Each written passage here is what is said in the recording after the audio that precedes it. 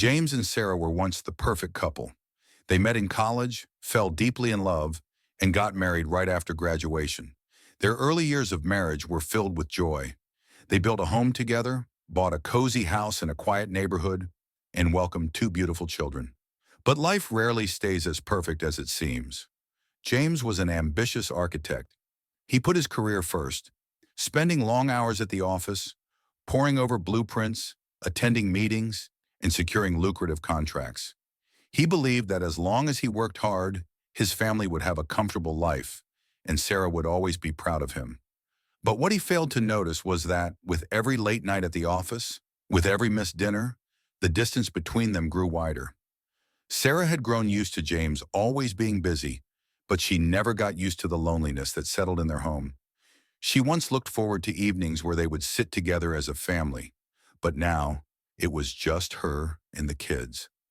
Every night, she would tuck the children into bed and then sit alone on the couch, staring at her phone, waiting for a message from James. But most nights, all she received were short, indifferent texts. Busy in a meeting, don't wait up. Working late, go to bed first. Their conversations had become brief and distant. James no longer asked how her day was, no longer noticed when she changed her hair, no longer held her close before leaving for work.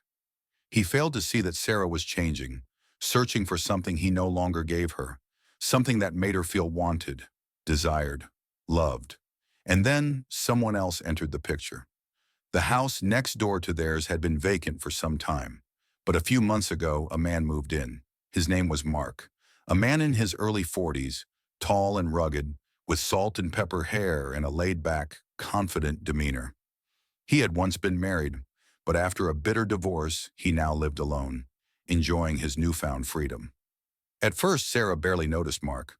They exchanged polite nods whenever they crossed paths in the driveway. But over time, their conversations became longer, more frequent. Mark had an undeniable charm. He wasn't overly polished, but he exuded masculinity. He had time, patience, and, most importantly, the ability to listen, something James had long forgotten how to do. One afternoon, Sarah was struggling with a leaky garden hose when Mark happened to walk by. He stopped, arms crossed, smirking. "Need a hand?" Sarah looked up, slightly flustered. "Oh, yeah, I think it's leaking, but I have no idea how to fix it." Mark said nothing, simply stepped forward, knelt down, and inspected the hose. Within minutes, the leak was gone. He stood up, dusted off his hands, and smiled. "No big deal." Sarah looked at him, a strange feeling stirring inside her, a feeling she hadn't experienced in a long time. She smiled back. "Thanks, Mark." From that day forward, Mark started showing up more often. He helped Sarah with small household tasks, fixing the back door, tidying up the yard, even carrying her heavy grocery bags when they ran into each other at the store. Each time, Sarah felt her heart race a little faster. Then came the accidental touches, the lingering eye contact, the subtle smiles that spoke volumes. Sarah knew she was treading dangerous waters, but she couldn't stop. Everything was still innocent, but the desire she had suppressed for so long was beginning to grow. And Mark could sense it too. James was not a negligent husband. He loved Sarah, but his work kept him distracted. He failed to notice the small changes until it was too late. Sarah began taking better care of herself. She wore tighter dresses, sprayed perfume even when she was just watering the plants. She spent more and more time in the backyard, where she could talk to Mark with ease. Her phone was always in her hand, and whenever a message popped up, she quickly glanced at it before tucking it away, as if hiding something. One evening, James arrived home earlier than expected. As he walked into the backyard, he saw Sarah and Mark standing close together. Mark whispered something that made Sarah laugh, a soft, delighted laugh James hadn't heard in years. Then Mark casually placed a hand on Sarah's waist, a fleeting touch, but enough to ignite suspicion in James's mind. He said nothing, but that night, he couldn't sleep. James started paying closer attention. He noticed Sarah texting late at night, smiling at her screen. When he hugged her from behind, she stiffened as if caught off guard. Then one day, while Sarah was in the shower, James picked up her phone. A message from an unknown number flashed on the screen. "I miss you. Let's meet tonight." His chest tightened. His hands shook as he scrolled through the previous messages. Everything was clear now. This wasn't just suspicion anymore. It was the truth. That night, James lay in bed next to Sarah, staring at the ceiling, unable to sleep. The words he had read on her phone repeated in his head over and over. I miss you. Let's meet tonight. Each word felt like a dagger piercing his chest. Anyone could have sent that message, but James knew exactly who it was from, and what hurt even more. Sarah hadn't said no. The next morning, James made a decision. He would leave for work as usual, but this time, he would come back. Around 9 a.m., he parked his car a block away and quietly walked toward their house. From the backyard window, he saw Sarah standing in the kitchen, phone in hand, a bright smile on her face, a smile that wasn't for him. Then the doorbell rang. Sarah hurriedly put her phone down, straightened her dress, and walked toward the door. James clenched his fists as she opened it. Mark stood there, smirking confidently. Without hesitation, Sarah pulled him inside and quickly shut the door. James felt his blood boil as he silently crept toward the window, his heart pounding against his ribs. Inside, Sarah and Mark stood inches apart. Mark placed a hand on her waist, pulling her closer. She smiled, an eager, expectant smile.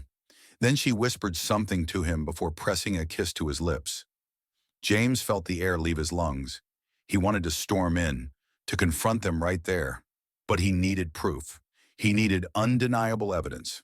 He pulled out his phone and hit record. Every glance, every caress, every stolen kiss, captured. With each passing second, rage built inside him. Inside, Mark ran his fingers through Sarah's hair, deepening the kiss. She let out a soft moan, wrapping her arms around his neck. Laughing softly, they moved toward the stairs.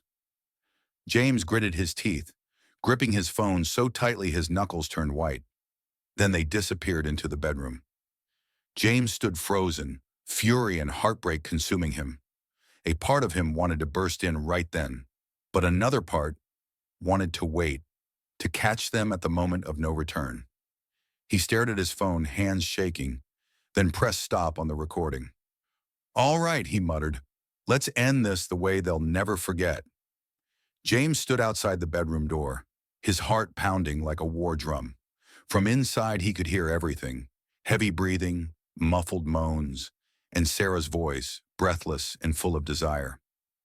You know I've wanted this for so long. Mark's voice was deep, full of confidence. James could never touch you the way I do, could he? Sarah let out a soft gasp. You make me lose my mind. James felt the blood in his veins turn ice cold. His fist clenched so tightly his knuckles turned white. Every word, every sound was another knife in his heart. Inside, the bed creaked rhythmically, mixing with Sarah's quiet whimpers. James could feel his vision blur with rage. His body trembled. His breath came in short, ragged bursts. He couldn't take it anymore. With one violent motion, he slammed the door open. The scene before him burned itself into his memory. Sarah and Mark, naked, tangled in each other. Sarah gasped, eyes wide in horror, yanking the blanket up to cover herself. Mark sat up, wiping his mouth, but there was no fear in his eyes, only mild surprise, as if he had expected this moment to come eventually. James! Sarah's voice was shaky, panicked.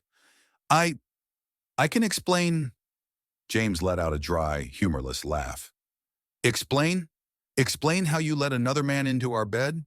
Explain how you moan his name while I work myself to the bone for this family? Sarah broke down, sobbing uncontrollably, but her tears meant nothing to James now.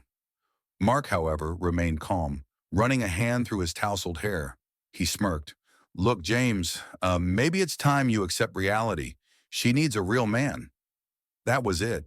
James lunged forward, landing a brutal punch straight to Mark's face. The impact sent him sprawling onto the floor, blood dripping from his split lip. Get the hell out of my house, now! James roared, his voice shaking the walls. Sarah crawled off the bed, grabbing onto James's arm, crying, James, please, don't leave me. I made a mistake, but I still love you. James looked down at her, the woman he had given everything to, the woman he had trusted with his whole heart, and now she was just a stranger in his eyes. He yanked his arm away, his voice hollow. You made your choice, Sarah. Now I'm making mine. Without another word, he turned and walked out, leaving Sarah sobbing on the floor, clutching the sheets to her chest. The door slammed shut behind him, and just like that, their marriage was over.